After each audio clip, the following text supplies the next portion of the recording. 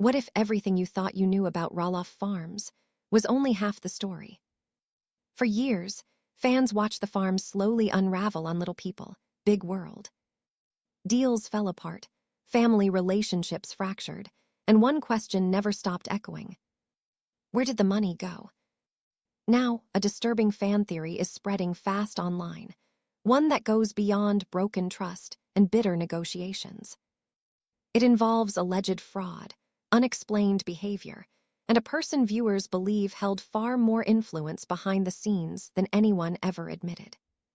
Was Karen Chandler arrested? There is no official record confirming that. But then why are fans pointing to so many red flags? Unusual timing. Contradictory statements. Moments that were filmed, but never explained. And perhaps most unsettling of all, why do Zach and Jeremy appear to know something they've never said out loud? Tonight, we're breaking down exactly what fans are seeing. What's fact? What's speculation? And why this theory, true or not, refuses to disappear.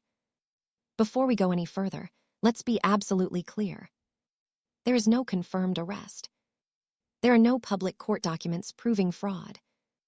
And there is no official statement accusing Karen Chandler of any criminal activity. This video is not about making accusations. It's about patterns. It's about timing. And it's about why thousands of longtime Little People, Big World viewers believe something major happened behind the scenes, something that permanently altered Roloff Farms and fractured the family in ways we still see today. For years, fans accepted the on-screen narrative, failed negotiations, emotional fallout, and unfortunate circumstances. But lately, viewers have been going back, rewatching old episodes, re-examining interviews, and comparing social media timelines. And what they believe they've noticed is unsettling.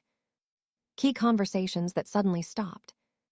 Deals that collapsed without clear explanation. A farm that once symbolized legacy and unity, slowly becoming a source of silence, distance, and unresolved tension. This theory didn't start with one viral post. It built quietly, piece by piece, as fans asked the same question over and over. Why did everything change so suddenly, and why was so much left unsaid? What you're about to hear isn't presented as fact. It's a fan-driven theory, based on observation, context, and years of collective viewing. But whether you believe it or not, one thing is undeniable. Something happened at Roloff Farms that was never fully explained, and its impact is still unfolding today. The fraud theory didn't explode overnight. It didn't start with a police report, a lawsuit, or a dramatic on-screen confrontation. It started quietly, almost invisibly, through a series of inconsistencies that longtime viewers couldn't stop noticing. For years, Little People, Big World presented Roloff Farms as more than property. It was legacy, history, family identity. Every pumpkin season, every renovation, every argument reinforced the idea that this land was priceless in emotional terms. So when buyout negotiations began, many fans expected numbers that reflected that weight. But what they heard didn't line up with what they felt. On camera, figures were discussed that seemed surprisingly low compared to the farm's size, its revenue potential, and its cultural value as the centerpiece of a long-running TV show. Viewers watched Amy struggle, not just emotionally, but visibly, while being asked to walk away from something she helped build from the ground up. And that's where the first cracks appeared. Fans began asking, how was the farm actually being valued? Who decided those numbers? And why did explanations always feel just slightly incomplete? As negotiations dragged on, the numbers appeared to shift. Deals stalled. New conditions emerged. Conversations that once felt open became tense and circular.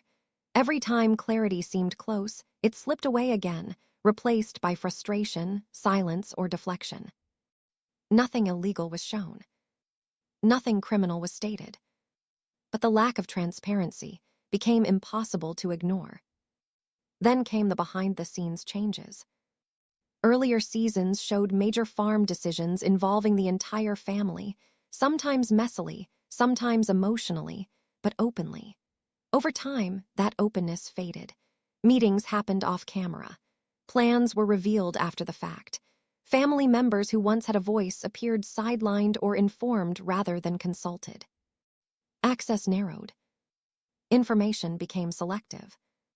And financial discussions grew increasingly vague. Some fans began to notice a pattern. Control over the farm, both operational and financial, appeared to concentrate within a much smaller inner circle. Decisions were presented as final. Questions were framed as problems, and emotional reactions were often dismissed as irrational rather than addressed. Again, none of this proves fraud. But when money, land, and legacy collide, especially within a family, small inconsistencies don't stay small. They grow, they linger, and they invite speculation. For long-time viewers who had watched every season, every argument, and every compromise, these shifts didn't feel random. They felt like pieces of a puzzle that no one on screen was willing or able to fully explain. And that lingering discomfort is exactly where the fraud theory was born. Not from evidence, not from accusations, but from the uneasy feeling that something fundamental had changed, and that the audience was no longer being shown the full picture. Karen Chandler was never just Matt's partner in the eyes of longtime viewers. Long before she became part of the Roloff family's personal story, she was already embedded in the farm's daily operations. She worked behind the scenes, understood the logistics, and had first-hand exposure to how Roloff Farms actually functioned, not just emotionally, but financially and structurally as well. That distinction matters to fans. Because unlike spouses who marry into a family business later, Karen's involvement predated many of the most pivotal on-screen negotiations. She wasn't learning as things unfolded. She already knew the systems, the schedules, and the decision-making channels. And for viewers who have watched the show for years, that raised an important question. Who actually held the most influence when critical choices were being made? As negotiations over the farm intensified, viewers began noticing something subtle but persistent. Karen often appeared in discussions that directly affected ownership, pricing, and future control. At times, she spoke with a level of certainty and authority that surprised fans, especially when contrasted with family members who had grown up on the land and built their identities around it. This wasn't framed as disrespect on screen. But to the audience, the optics were striking. Why did someone who wasn't an owner seem so informed? Why did her voice appear steady when others were visibly conflicted? And why did major conversations increasingly happen with her present? To be clear, fans are not claiming criminal behavior. There are no documents, no recordings, no official allegations suggesting wrongdoing. What exists instead is unease, a growing discomfort rooted in how power can shift quietly in family businesses, especially when personal and professional boundaries blur.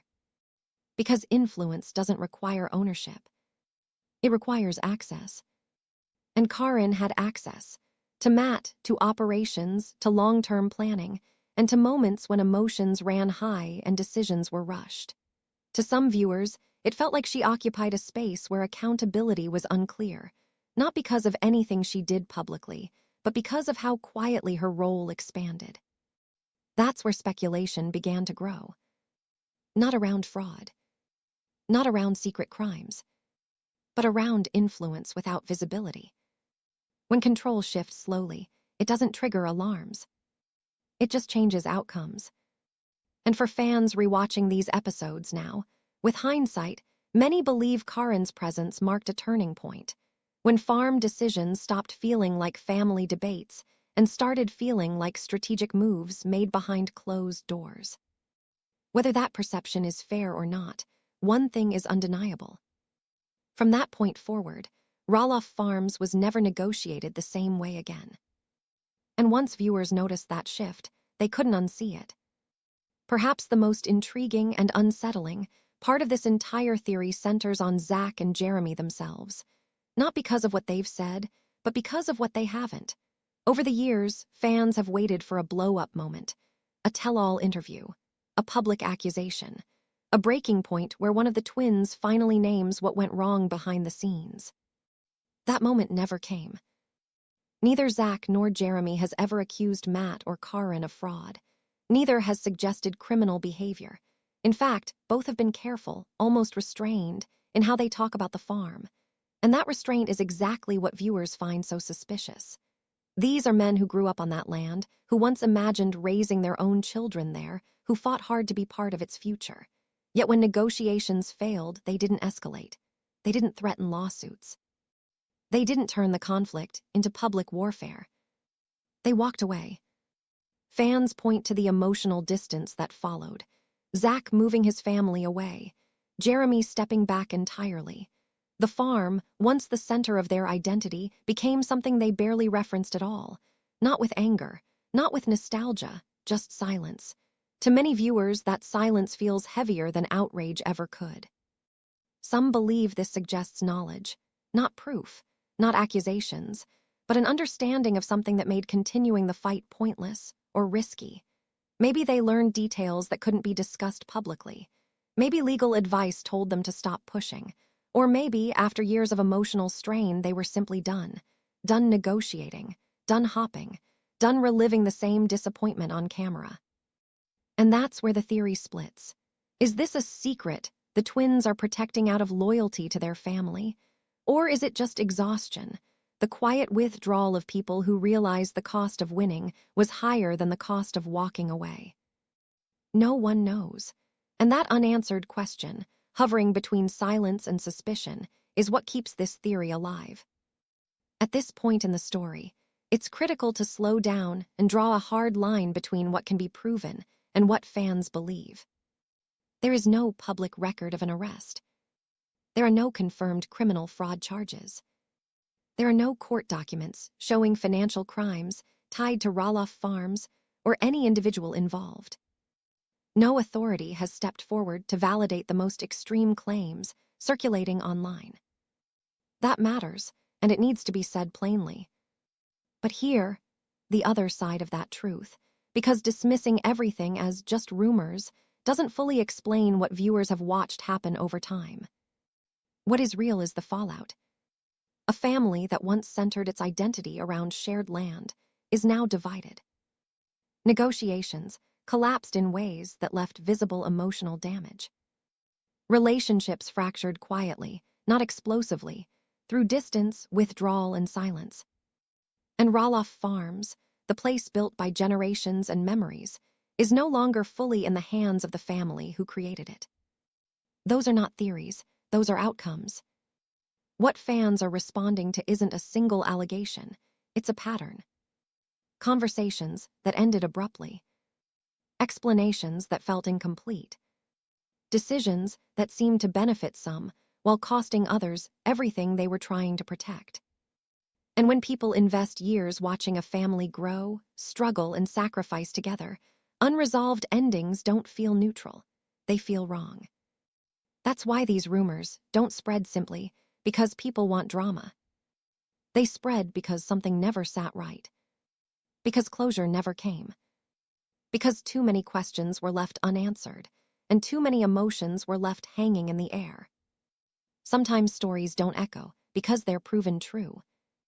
They echo because, to those who lived through them as witnesses, they feel true. And in the absence of clarity, feeling becomes fuel. At the end of the day, this story was never really about arrests or courtrooms. It was about power, who had it, who lost it, and how quietly those shifts happened. It was about silence, the kind that doesn't deny accusations, but doesn't explain them either. And it was about a family legacy that slowly slipped away, while cameras kept rolling and viewers watched in real time. There is still no public proof of crimes. No confirmed arrests. No court filings that definitively answer the questions fans keep asking. But what is real is the aftermath. A fractured family. Unresolved tension that never healed. Children who once dreamed of inheriting a legacy, choosing distance instead. And a farm that no longer belongs to the family who built it from nothing. Whether this theory fades into the background or grows louder over time, one truth remains undeniable. Roloff Farms will never be the same, and neither will the relationships tied to it. And sometimes, the most revealing stories aren't the ones shouted from headlines. They're the ones no one ever confirms. With that said, thanks for watching. And until next time,